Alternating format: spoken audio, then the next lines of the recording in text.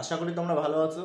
তো আজকে আমরা কথা বলবো প্রভাসের আপকামিং যে হরর কমেডি মুভিটা আসছে রাজা সাব, সেইটা নিয়ে। মানে সেটার টিজার মুক্তি পেয়েছে, 2.5 মিনিটের টিজার করা হয়েছে। তো সেটা আমার কাছে কেমন লাগলো সেটা নিয়ে আমি মূলত কথা বলবো। দেখো, এই টিজারে মূলত দেখানো হয় প্রভাসের দাদু অর্থাৎ সঞ্জয় দত্ত এখানে প্রভাসের দাদু, এবং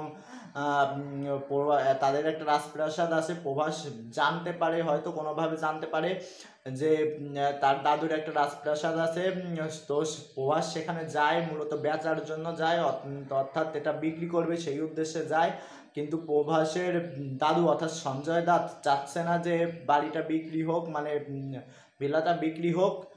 সে নিজে মৃত্যুর পর দখল করে থাকতে চাচ্ছে, নিজে ভোগ করতে চাচ্ছে। তো সে কিভাবে তোমার প্রভাসকে আটকাবে বাড়ি বিক্রি করা থেকে, মানে ভিলা বিক্রি করার থেকে, বা প্রভাস কিভাবে বাড়িটা বিক্রি করবে, তার দাদুকে কিভাবে মানাবে, মানে বোঝাবে।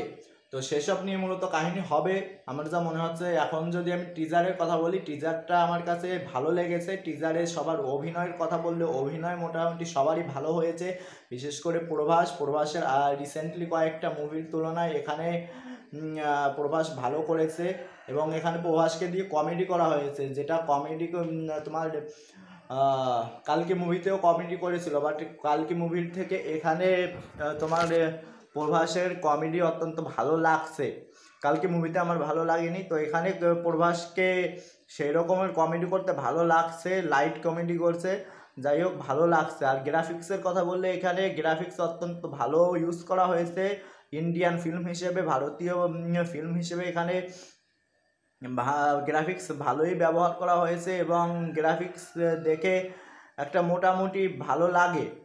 এখানে একটা সিন আছে যে পিকচারের মধ্য থেকে ভূত বেরিয়ে আসে, মানে ভূতের মাথা বের হয়ে আসে, বা আগুনের কিছু সিন আছে, বা তোমার কি বলবো, ক্রোকোডাইলের একটা সিন আছে। সেগুলো দেখতে ভালো লাগে। গ্রাফিক্স মোটামুটি ভালো ইন্ডিয়ান সিনেমা অনুযায়ী, তো ভালো লাগে।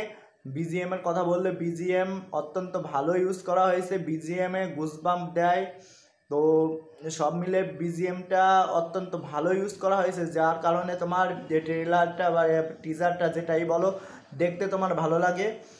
একটা বোরিংনেস কাজ করে না, টিজারটা দেখার সময় ভালো লাগে তোমার। আর এখানে আমার একটা জিনিসই খারাপ লেগেছে, সেটা হচ্ছে ভয়েস, অর্থাৎ এখানে এআই ভয়েস ইউজ করা হয়েছে, যেটা ক্যারেক্টারের সঙ্গে তেমন একটা মানাচ্ছে না। এখানে সঞ্জয় দত্তের যে ক্যারেক্টার, ওখানেও যা বুঝলাম ওখানেও এআই ভয়েস ইউজ করা হয়েছে, প্রভাসের ক্ষেত্রেও করা হয়েছে, যেটা মোটামুটি আমার ভাল লাগেনি। বাট এটা বাদে সমস্ত কিছু পজিটিভই লেগেছে আমার কাছে, সমস্ত কিছু ভালো লেগেছে। তো আজকের মতো টাটা, বাই বাই। তোমাদের কেমন লাগলো সেটা জানিও, তোমাদের মতামত জানিও। আর চ্যানেলে নতুন হলে চ্যানেলটা সাবস্ক্রাইব করে দিও। আর তোমরা জানো বেল আইকন ক্লিক করবে, যাতে নিত্য নতুন ভিডিও ছাড়ার সাথে সাথে তোমাদের কাছে পৌঁছে যায়। আর আজকের মতো টাটা, বাই বাই।